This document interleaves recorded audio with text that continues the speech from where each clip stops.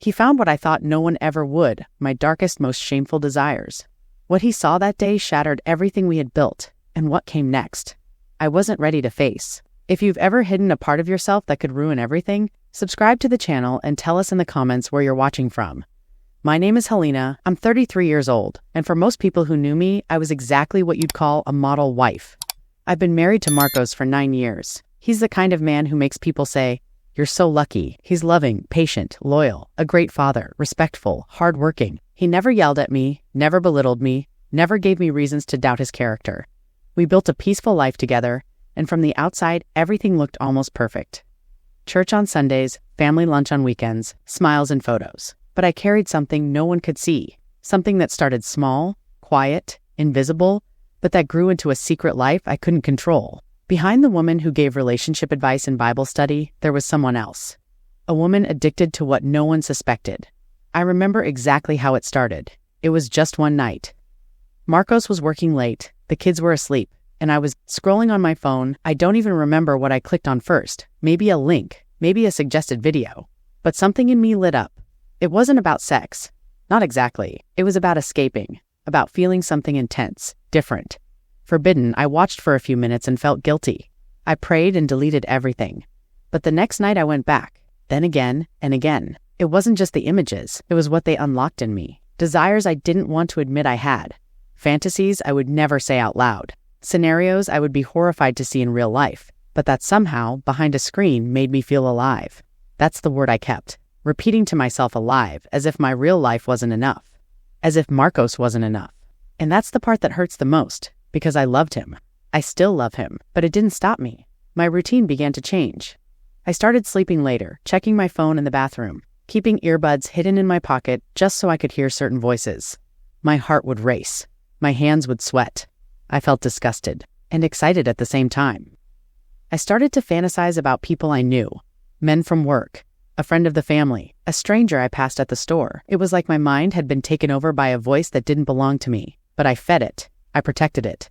I made room for it in my daily life. When Marcos noticed I was distant, I blamed stress.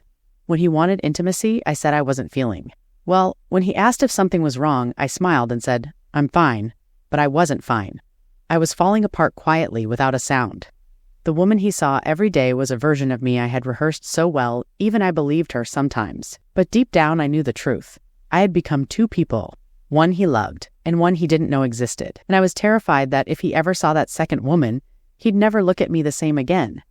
It started with something that felt so small, so innocent. I almost laughed at myself afterward. Marcos was working late again. The kids were finally asleep, and I was lying in bed staring at the ceiling, feeling ... nothing. I wasn't sad, I wasn't angry, I was just empty. There was a kind of silence inside me that I didn't know how to name. I grabbed my phone just to distract myself, scrolling without purpose. That's when it happened, and a thumbnail. A suggestion I didn't ask for, but didn't ignore. I hesitated. Then I clicked. Just curiosity, I told myself. It's just one video, one night, one moment. But that one click didn't leave me satisfied. It woke something up, something darker, something hungry. The next night, I searched for more than during the day, then in the bathroom, then with the door locked. I began to crave the intensity of what I saw more than the warmth of what I had at home. The videos weren't just about sex. They were about escape, domination, fantasy, danger. Things I would never admit to anyone. Things that made me feel powerful and powerless at the same time. I wasn't just watching, I was becoming someone else. I began lying to Marcos about where I was going, what I was doing, how I was feeling. I'd smile while texting in another window. I'd nod while my mind wandered back to scenes I could barely believe I enjoyed. And the worst part is I did enjoy it. I hated how much I did. I started locking myself in the bathroom just to have 5 minutes alone with my secret. My body responded to it faster than it ever had with him. I remember sitting in a cafe, waiting for a friend, and my mind drifting into one of those scenes. My heart raced. I looked around, hoping no one could read my face. That's when I realized I wasn't in control anymore. The fantasy had become stronger than reality, and a part of me didn't want to come back. I know what it's like to be the woman who smiles on the outside and screams on the inside. I know what it's like to love a good man and still run too. Something dark when he's not looking. If that's you, if you've felt that pull, you're not alone. And I wish I had stopped when I still could. The distance between me and Marcos didn't happen all at once. It was slow, silent, almost graceful, like a curtain gently closing while the audience doesn't notice the show is ending. I still kissed him good morning. I still made dinner. I still smiled when we took photos at church or during family lunches. But inside, something in me had already unplugged. I began to observe him the way you watch an old movie, comforting, familiar, predictable, in my mind. It was somewhere else entirely. While he talked about his day, I'd nod, but I was thinking about what I had watched that afternoon. While he laid beside me, I'd imagined scenes I had saved hours before. I stopped looking into his eyes the way I used to. Not because I didn't love him, but because I felt like a liar every time I did. My phone became my world. I created folders with innocent names hiding encrypted content. I downloaded apps that let me lock files behind passcodes. I used browsers. That left no history. I memorized the exact moment to clear caches, how to wipe fingerprints, how to switch windows with one tap if someone walked in. I became an expert in hiding, not just from him, but from myself. There were nights I'd go into the guest bathroom and watch things. I can't describe things that hours later made me feel filthy and confused. But during the moment, I didn't care. I wanted it. I craved it. The rush, the intensity, the feeling of being wanted even if it was fake, even if it was sick, even if it was wrong. And when it was over, I'd put the phone down, wash my face, and crawl into bed next to Marcos, like nothing had happened. I'd whisper, "Good night, I love you," and he'd hold me close, not knowing I wasn't really there. I started avoiding intimacy with him. I blamed hormones, fatigue, stress, even spiritual attacks. He believed me because he trusted me, and that trust, I was slowly killing it. I began to fantasize about men I would have never dared to look at before. Married, men, strangers, younger men, older men, sometimes even people from our own church. I'd feel this electricity run through my body when I saw them, imagining things I never used to think. It terrified me how far my thoughts had gone, but part of me liked it. It made me feel powerful, desired, rebellious, alive. I began looking for excuses to be alone. Trips to the grocery store that took longer than needed, walks with headphones in, bathroom breaks that weren't really breaks.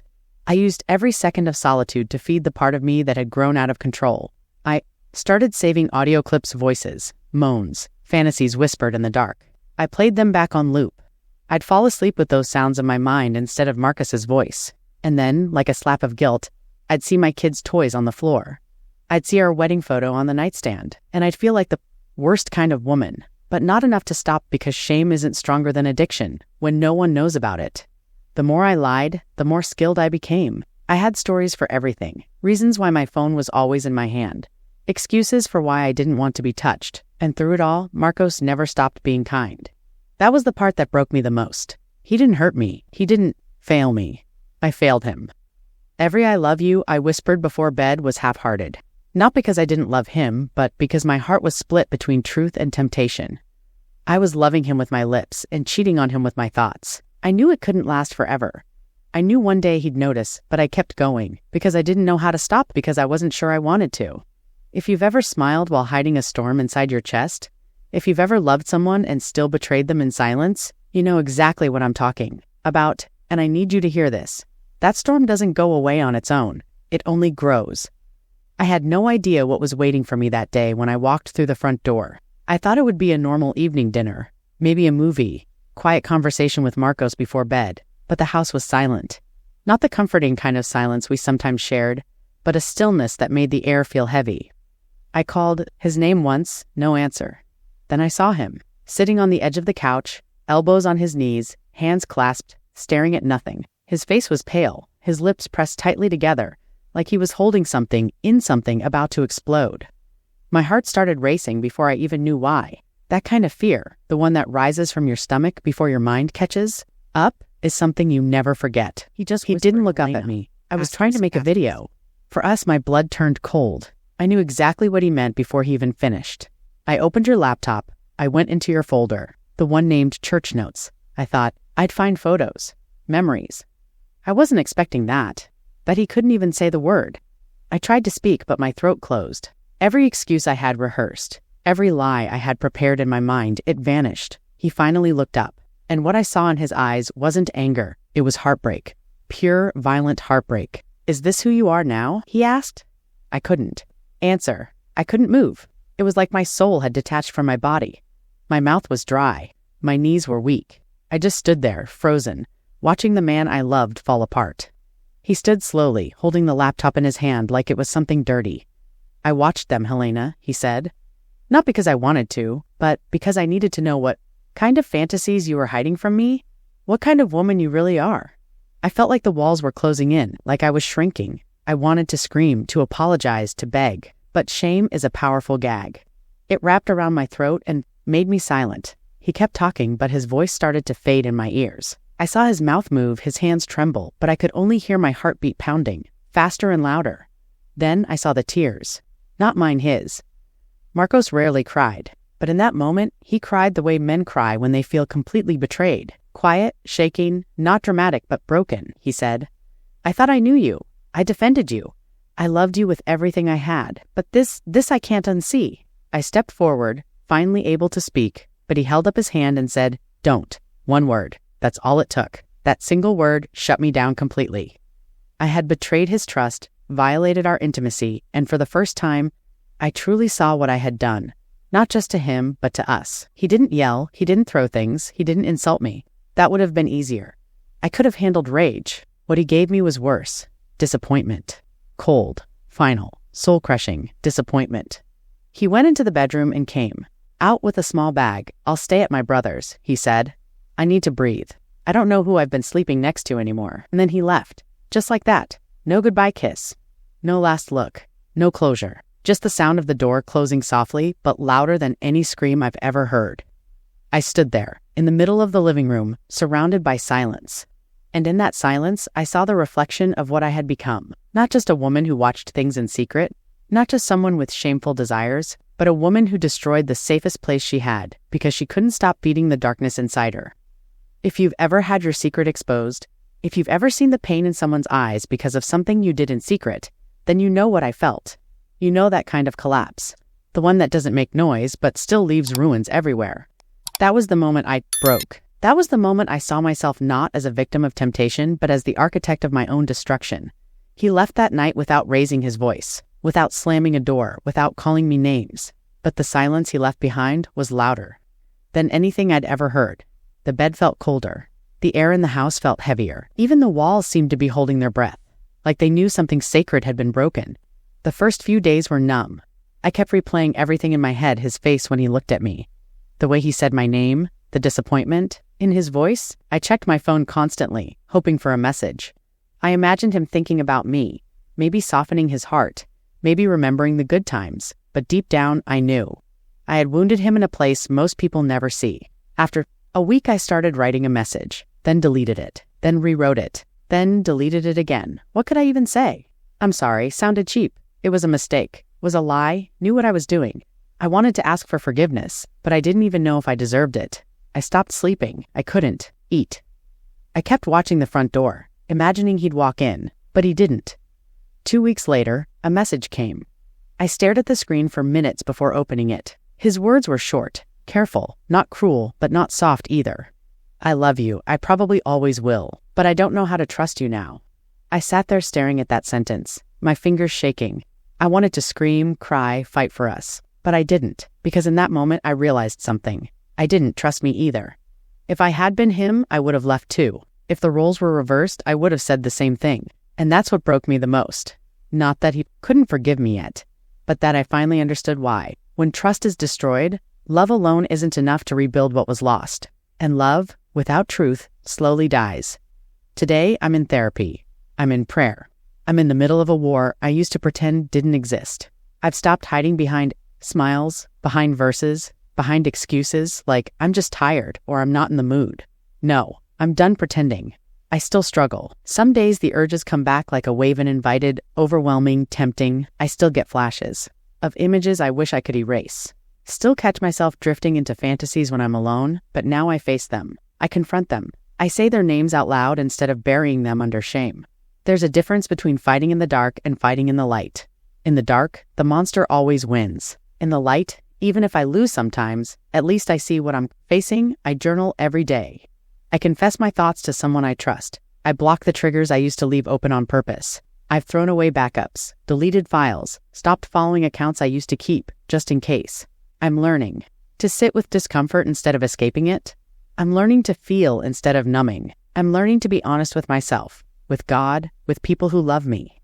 For the first time in years, I can breathe without feeling like I'm choking on my secrets. I don't know if Marcos will come back. I don't know if my kids will ever look at me the same way. But I'm not trying to earn love anymore by being someone I'm not. I'm learning to be someone worth loving, someone honest, someone healing, someone whole. I look in the mirror now, and sometimes I still see the woman who betrayed everything she once stood for, but other times I see a woman who's fighting, a woman who's rebuilding herself from the inside out. And maybe that's where real transformation begins, not in being perfect, but in being willing to change even if it hurts. If you've ever felt like you were too far gone, too broken, too addicted to start over, I want you to know something: you're not. There's still time. There's still hope. But it starts when you stop pretending and how many versions of yourself are you hiding? How many lies do you tell just to keep looking strong, holy, normal? I told them to. I smiled in front of friends while falling apart behind a screen. I gave marriage advice at church while drowning in my own shame. I kissed my husband goodnight while replaying scenes in my head that he would be crushed to know. I know what it's like to live a double life and still wake up every morning acting like nothing's wrong.